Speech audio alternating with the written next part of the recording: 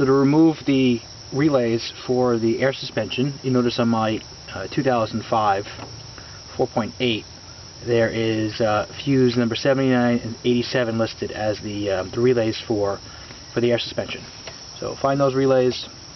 87's over here, the green one, and 79 rather are this 20 amp fuse right here. So pull those out and you should be good to go.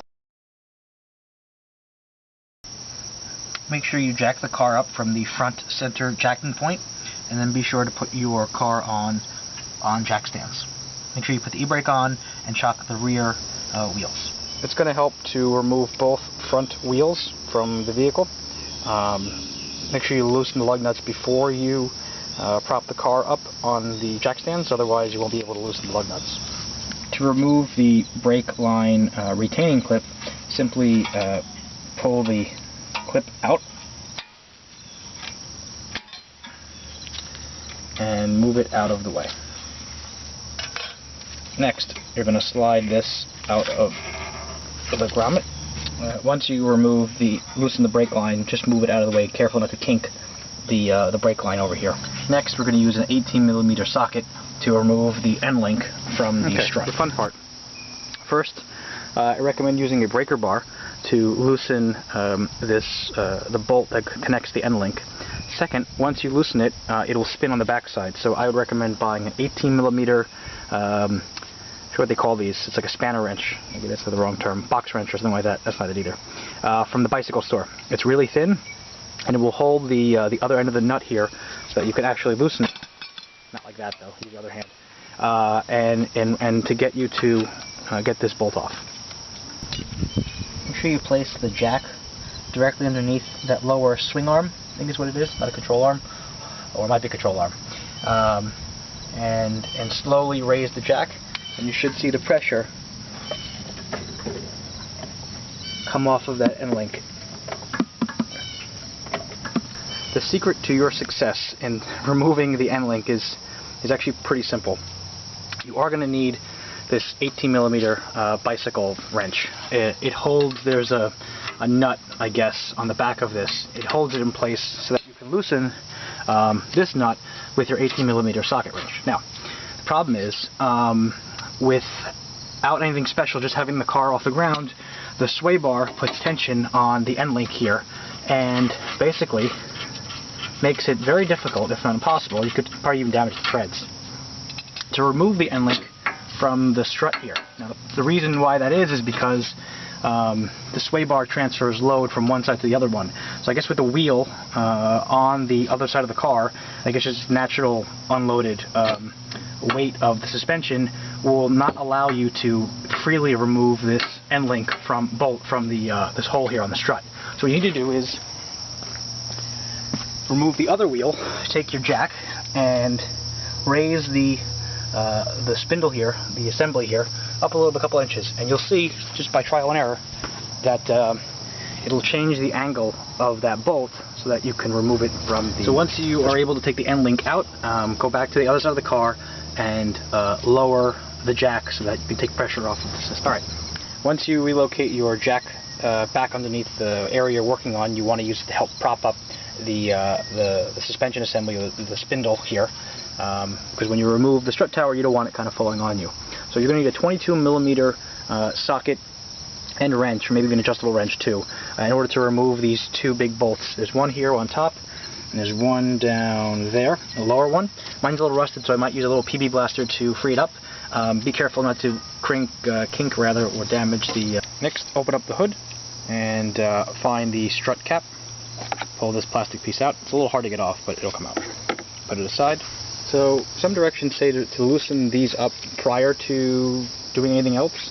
I'm not sure if I agree with that. The problem I have is if you loosen these up ahead of time and then you go to remove these really big nuts, or bolts rather, well, nut on the bolt, you have to put a lot of torque on here, which extends pressure onto the strut, which goes up to the strut tower.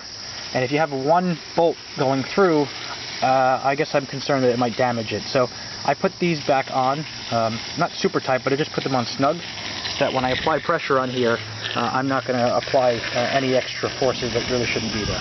Next, use a 13mm socket to loosen up these bolts. Next, I took a wax pen, or a white crayon in this case, and I marked a circle around these bolts here. These help to ensure that the alignment is set back to where it was prior to removal. You can also note the bolts or the studs location by marking the strut tower once you remove the You might want to put something soft underneath, on top of the brake rotor itself, and the dust shield in the back. It bends easily. I don't want to damage the rotor. They're kind of expensive. So I put something here just to cushion the blow should I loosen this up and it crack and then give on me and then actually put some damage onto the rotor. Something like this assembly might actually work. So if you apply an extension to your socket wrench, you could clear the dust shield and obviously the brake rotor and caliper. You are going to want to hold this nut once you loosen the bolt with a breaker bar, because then once you just spin it, this just sits there and spins as well. So use two hands, hold this in place, and then loosen this up, and it should start to go. You'll notice that this will start to get loose. It's no big deal. Alright, once you get everything loosened, what you want to do is leave those bolts on the top of the strut tower. Hopefully I'm filming it. Leave them in place, loosen them up, but leave them in place, because that's going to hold this strut in place when you disconnect everything. Otherwise it's really difficult to move this 15-pound plus steel tube.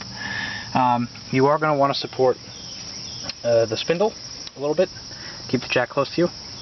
And when you remove the bolts, I found it helpful to remove the top bolt first, then remove the lower one. That will allow you to pull the spindle assembly out of the way and have the free-hanging strut assembly on top. And to get this part out, you want to be careful, because if this were to fall, that's where the bottom of this thing, if this were to fall, it could hit the axle. So maybe you put a piece of wood under there or something to help soften the proverbial blow. There we go.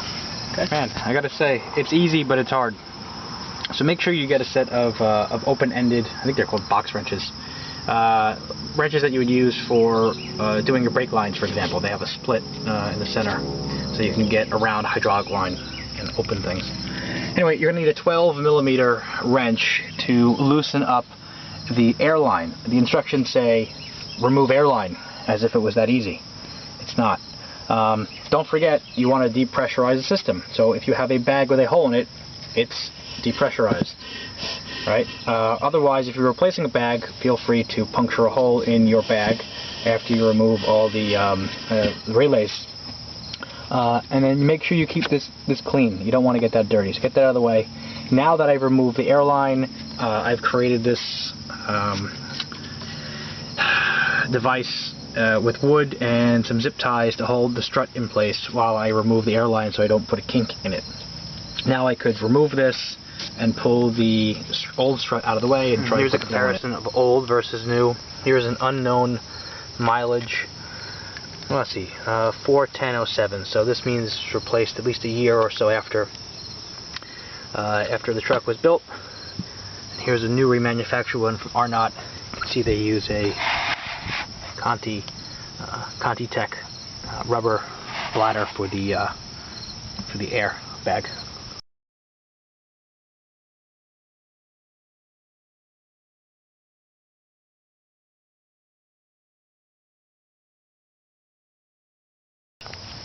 Here's the new air strut in place. I highly recommend you get someone to help you. Otherwise, it's very difficult to get in by yourself. It's very difficult to get the new airline attached, wherever the hell it is. Yeah, attached and secured, and then also get the strut to align with the holes that are cut out. So enlist the help of someone to help you do that. Then everything is installation's a reverse of removal. So put the bolts back in, the end links back in, the grommet back in. That's it.